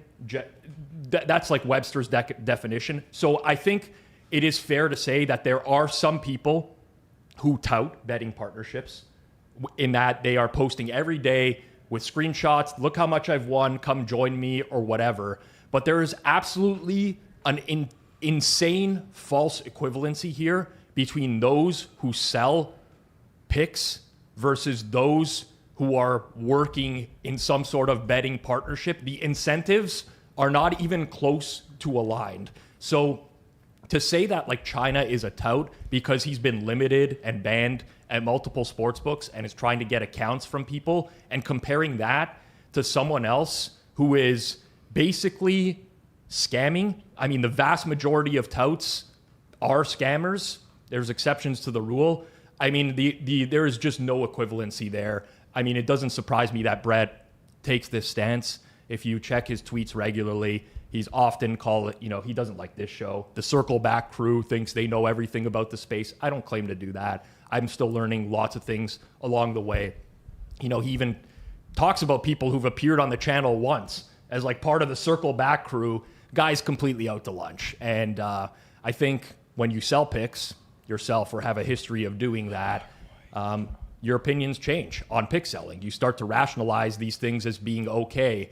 I knew pretty quickly that Brett Feinsod was not going to last in the space when Flupp was owning him on some spaces before. Because if Flupp is putting you out to pasture when he's arguing with you, you've hit a real low. So, yeah, I mean, it's. I don't know how anyone could read that. I mean, if someone reads this and thinks that there's even a remote comparison between the two, I would say probably get your head checked. Yeah, Brett either doesn't know what the word hypocrisy means or doesn't understand betting partnerships. Like, if you are selling picks, your incentive is to get as many customers buying your picks as possible. Yes. There is no agreement that you have to bet the picks.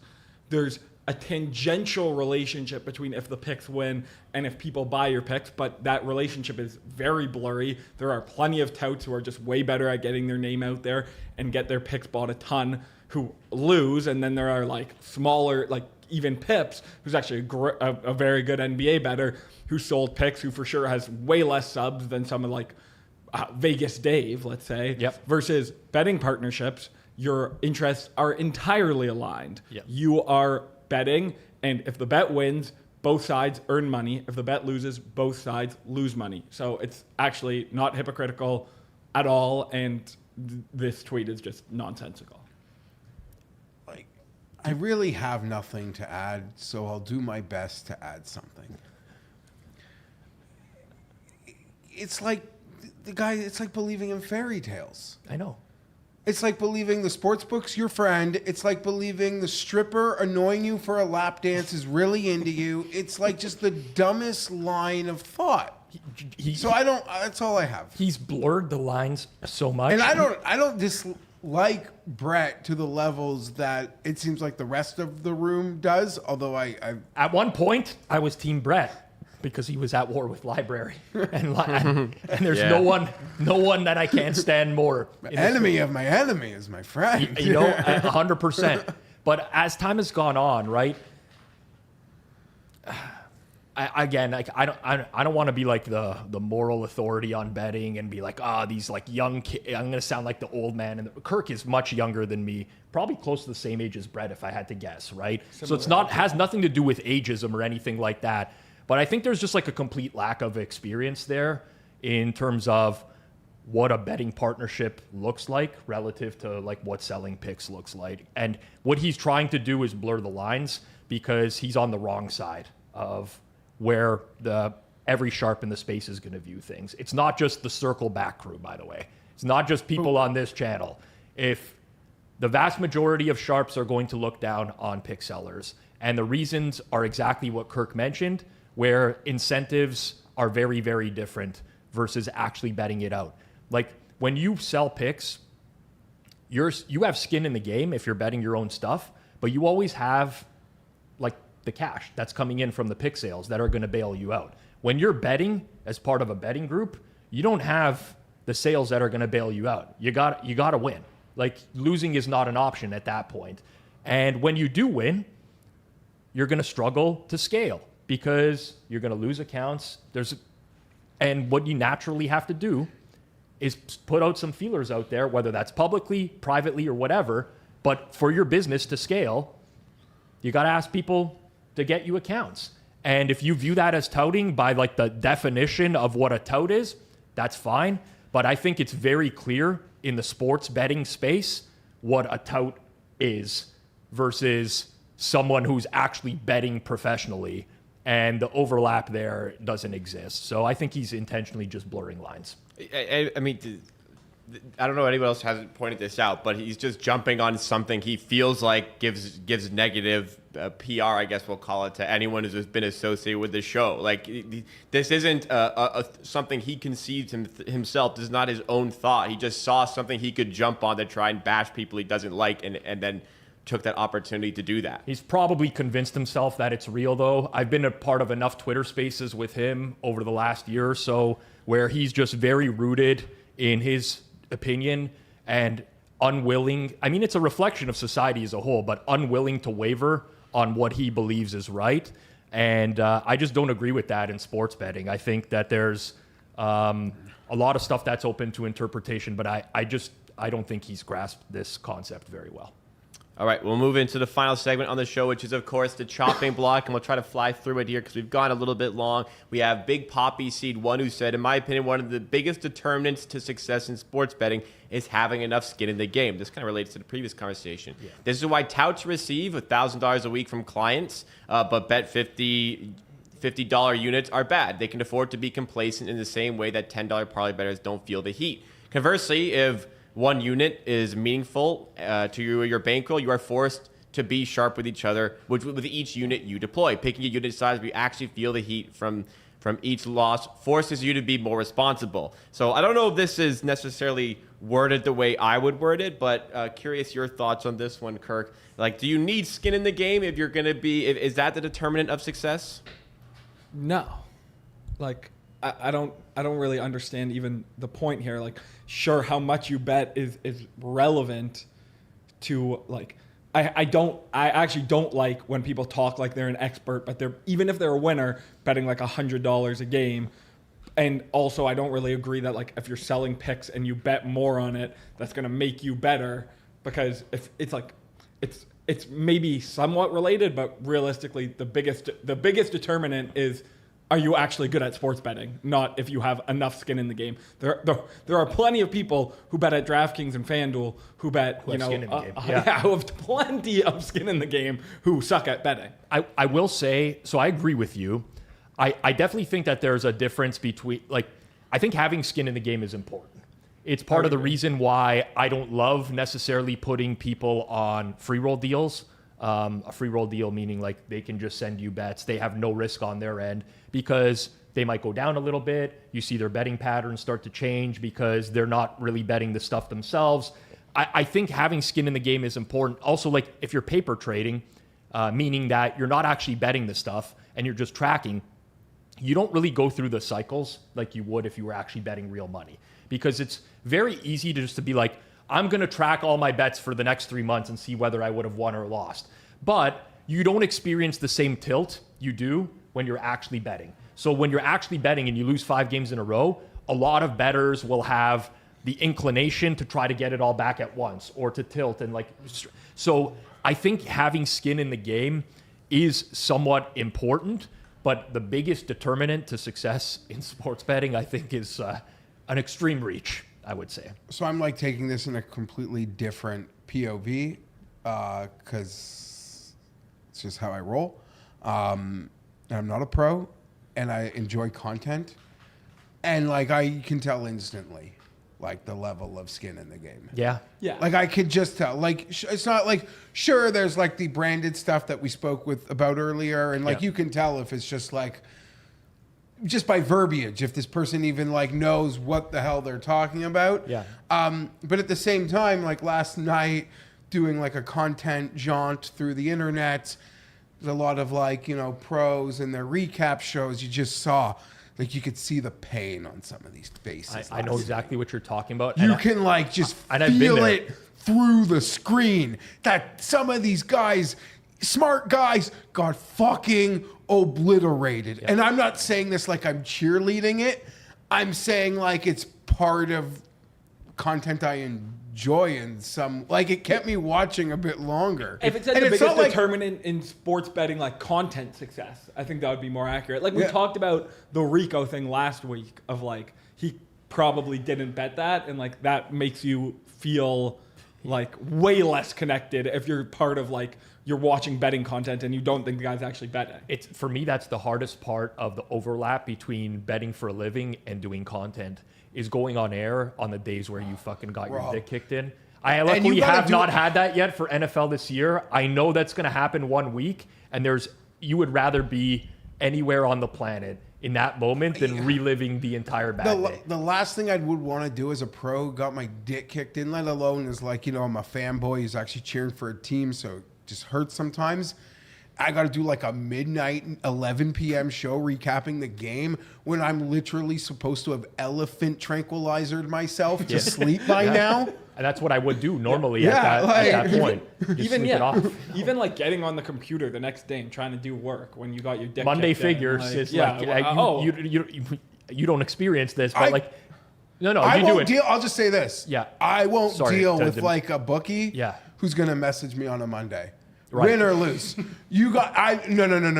And I'm a good we will have a good relationship, but you ever fucking message me on a Monday, we're done. Like we are just done. We do our accounting on Mondays Sure. because we have to collect and pay. Yeah, into that's a whole spots. different animal. Yeah. I'll never, if I can't meet you this week, I'm meeting you next week. You never have to worry about me. I'm never running away, but never message me on Monday. Full stop. This might honestly be a bad look for me, but I have like one of those things on my bed that like changes in temperature and tracks my sleep. Yeah. And if I have no, that's not the bad look. This is the bad look. Is it a mattress cover? Or? Yeah, mattress. Yeah. If I have like a really bad week, I will get a message on my phone every Sunday night to Monday morning saying like, "Are you more tired today? Your heart rate was 5% faster during the night." Sounds like you should stop betting, Kirk. I agree. And it's like when you have like a bad, like you wake up and you're supposed to be like tired, but you've got this like internal gut pain, like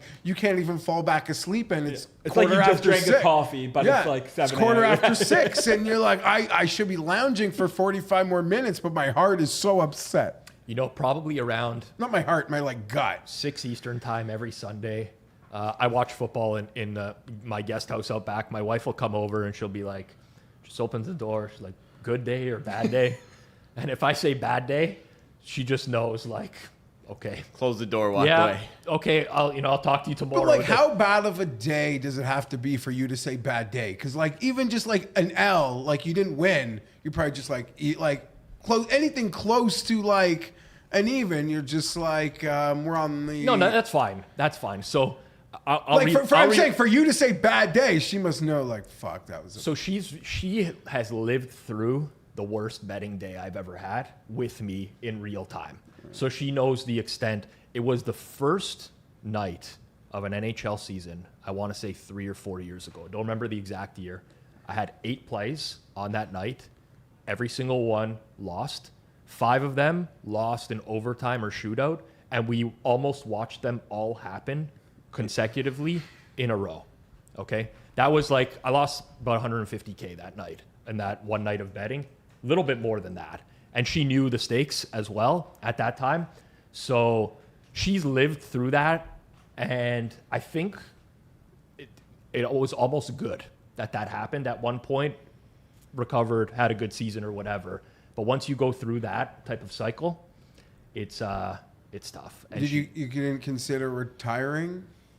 After you know what? And then when you have nights like that, it's for me. Some people are China robot, boom, boom, boom, boom. I'm not like that. I definitely react to stuff like that, and because I watched it play out, where it was like just flip to the next game, loses. We lost in overtime, boom. Next game goes into overtime. She's like, "Who we cheering for here?" It's like, we got the Wild, boom. They lose. On to the next game, and it just was like the way that the games were ending. It was insane. One day, I'll actually probably go back into a report and find exactly what all those games were. But yeah, It hurts the soul. it does. We've gotten way off track. Yeah, it was good though, but we do need to move on. Definitely hurts the soul. And the next Speaking one of hurting the soul, yeah. comes from Adrian Badgerowski, who says, and I'm going to read this directly, by the way. This is not my words. This is the words of Adrian Badgerowski. More hashtag Fezzik lies. He claims his play was at multiple books, yet the chosen Fezzik tracker says otherwise. Fezzik literally finding plays that 80% of his clients can't to dig out of the 80-unit hole. Pathetic hashtag circle back. And then this is from Fezzik's website, I believe. It says, others talk about their numbers being available. I only release plays that are available at several major books, not just at one select book. And then the tracker said, hilarious prop, 2 stars, Stafford, rush yards under half a yard, -140. Not available anywhere except DK. I should disallow it, but I will reduce it to a 1-star play. He eventually reduced it to 0 stars, by the way. Oh, he did? Okay. He did, yeah. So that was not... Fez did or Computer Bob? Bob did. All right. He respect he to replied to this like half an hour later, and it's like, upon reflection, I can't count this as a play. I you know what? I don't have any journalistic integrity, and I didn't dig in any further, so I should have known that he reduced it to a 0-star play. Good for Computer Bob. I will use this as an opportunity to plug the video that's going to come out on this channel on Wednesday, because it's going to talk about the touting landscape as a whole. And I know a lot of times me, Kirk, a lot of people on this channel will say, like, never buy picks. Just don't buy picks. There's a reason why we say that, and it's because most people can't discern when they're being misled, what's good and what's not. But I'm going to dive pretty deep into a lot of the tactics that are used nowadays that you should be aware of. I would definitely say if something is a prop that's only available at one book and I saw someone release that, it would be the biggest warning flag. And it's not just because it's Fez, it's really anyone at that point. Also, just look at how over time the distribution of picks has really, really changed from like majority heavy sides and totals to props now, first quarter bets, third quarter bets. Like, we're really getting into deep derivatives, and that usually is a good indicator of how things are going. And I think in the touting landscape, you're only as good as the record you can tout in future years. You need to be able to market something that's good. So do you think Fez cares if he's down whatever amount of units it is and he starts upping his volume to 30 plays on a college football Saturday when it used to be 3 to 5? He doesn't give a shit. But how about the person that was betting $100 a game, had $300 in play on a Saturday, and now they have to risk $3,000 of their bankroll on a guy that's down 60 units in the year? Like, it's getting honestly ridiculous at this point. And the fact that he tries to rationalize it, I don't know if it's a lack of self-awareness, if he knows what's going on, but frankly, it's extremely embarrassing for someone who actually did have credibility in the space, even as a pick seller, to what it's come down to at this point with stuff like this. It's an embarrassment, and that's all I will really say on this. I know this Adrian Badgerowski definitely has it out for Fez because he's constantly tagging us and tweeting this stuff, but honestly, it's good to hold people accountable, in my opinion. If someone wants to do it, I think he's doing a good job. But that's what I'm going to say on that, because I think it's fucking Bush League, honestly. Tune in Wednesday. All right. Second last thing we have on the chopping block. It was just a lot of people were tweeting about it. Charlotte Hornets announcer Eric Collins was calling the Panthers-Dolphins game on Fox, and it has been electric. And I didn't watch that game directly, but I had Red Zone on. And any highlight that was on that game... Actually, no, I did have the game on. But... if you watch the NBA, you know of this announcer, you know of the Charlotte Hornets announcer. The energy is just off the charts, and even for some like very simple plays, it was off the charts. Then when there was a really good play, it was like an insane amount of energy being broadcast. And Rob, you were not necessarily calling him out, but you were saying like he was overreacting to stuff, but it got a very good reception. So I'm going to say I didn't know who the commentator was till I saw the tweets.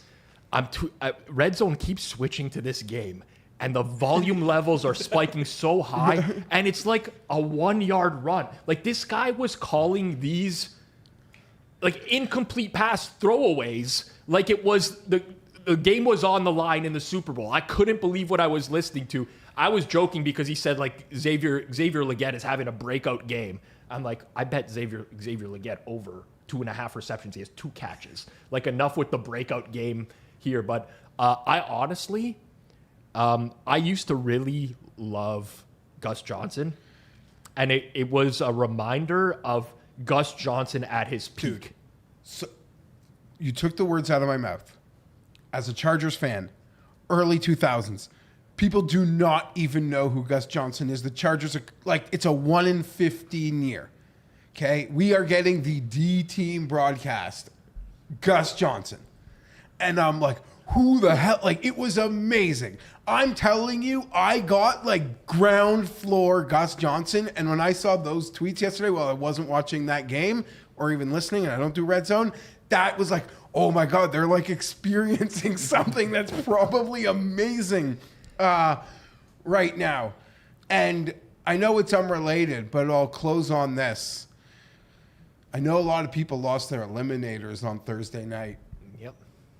But a tragedy happened on Thursday night. Al Michaels, it was one of the worst called games I had ever heard. And it actually got like, it made me sad. Because this is a guy that I hear on Dan Patrick, that I hear on Rich Eisen. He'll come on like once every 4 months.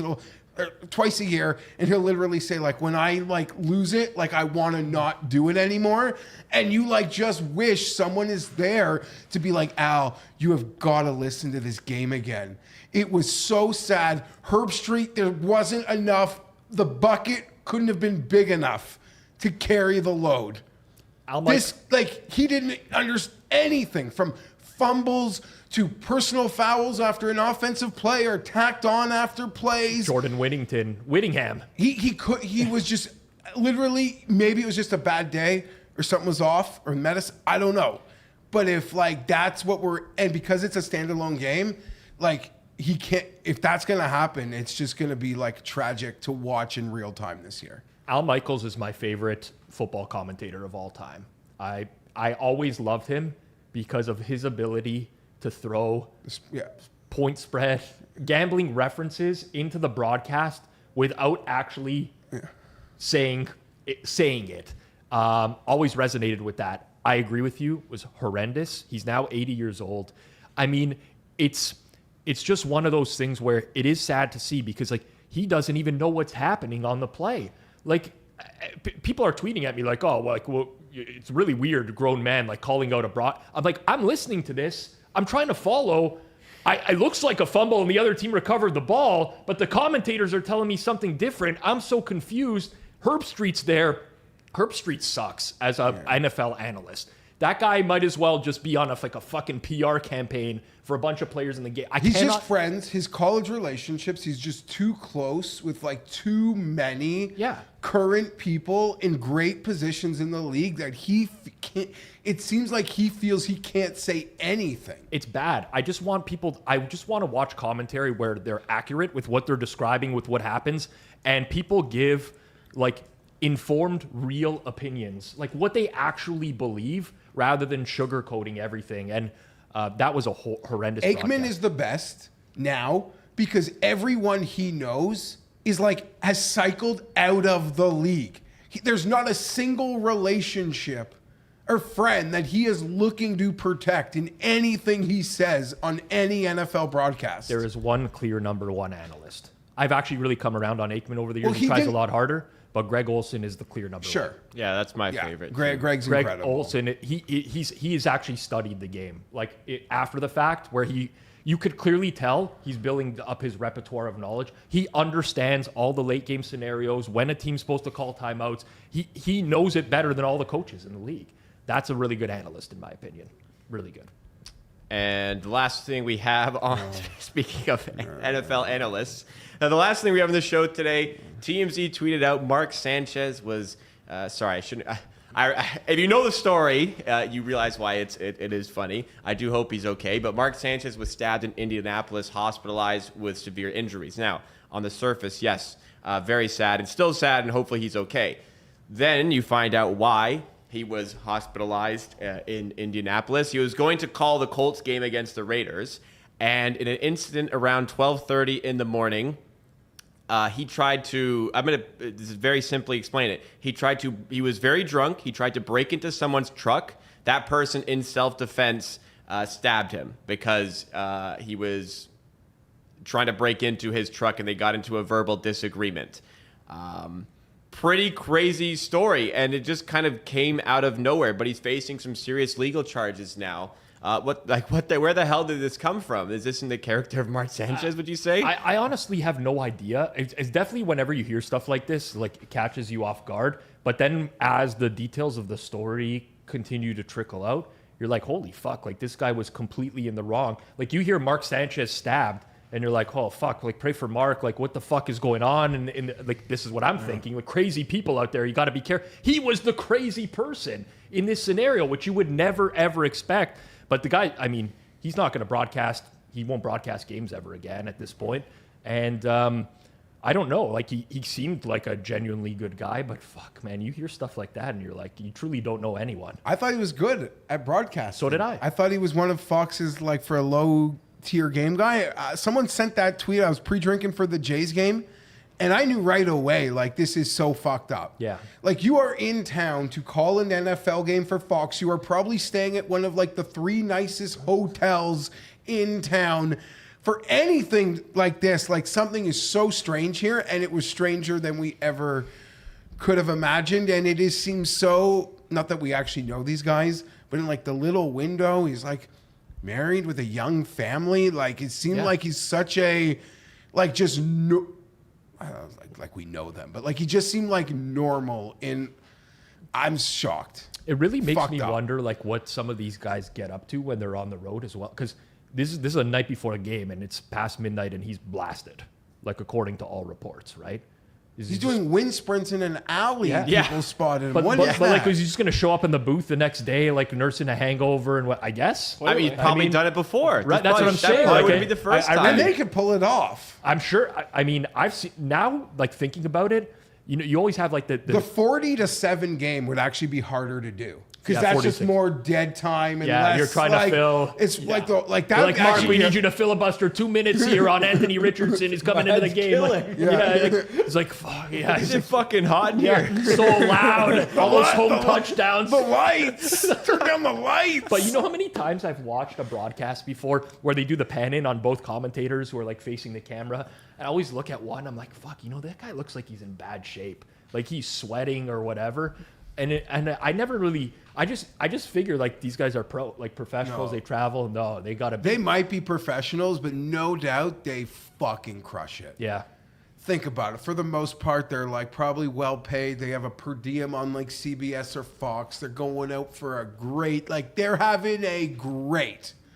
Like if you ever even listen to Al Mike, like they allude, like they have a great time on Saturday night. Yeah. They Yeah. do for sure. I believe it.